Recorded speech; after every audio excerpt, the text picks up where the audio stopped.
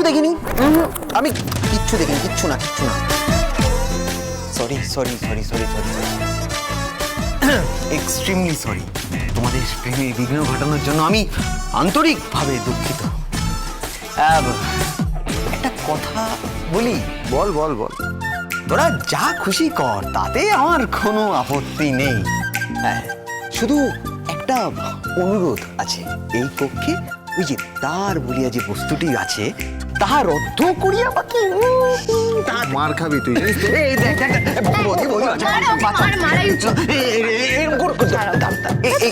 এই মারধরটা পরে করিস, তাই না?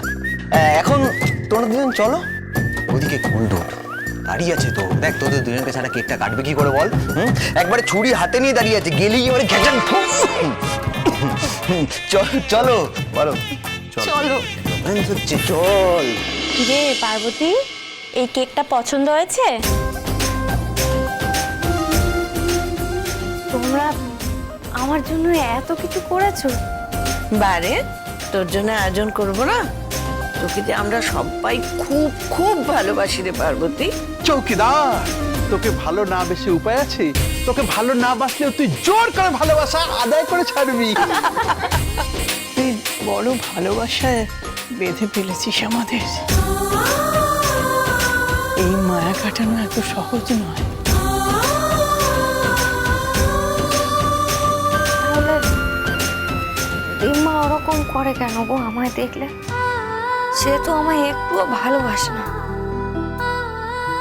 আমি বুঝতে পারি, আমাকে দেখলেই কেমন রেগে যায়।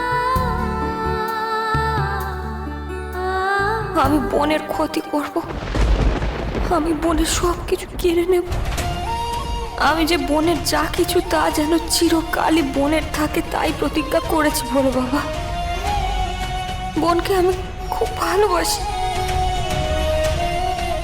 কিন্তু দিম্মাকে আমি খুব ভালোবাসি।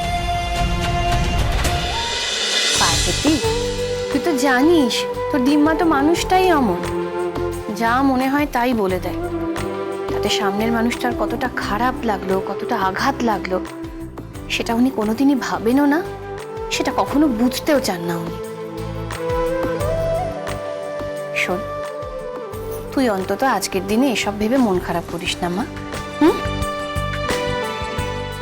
তোমাকে একটা কথা বলি ঋতুজা, তোমার মাকে বলো না, তোমার যথেষ্ট বয়স হয়েছে, তো কোথায় কি বলতে হয় না হয় সেটা তো ওনার বোঝা উচিত।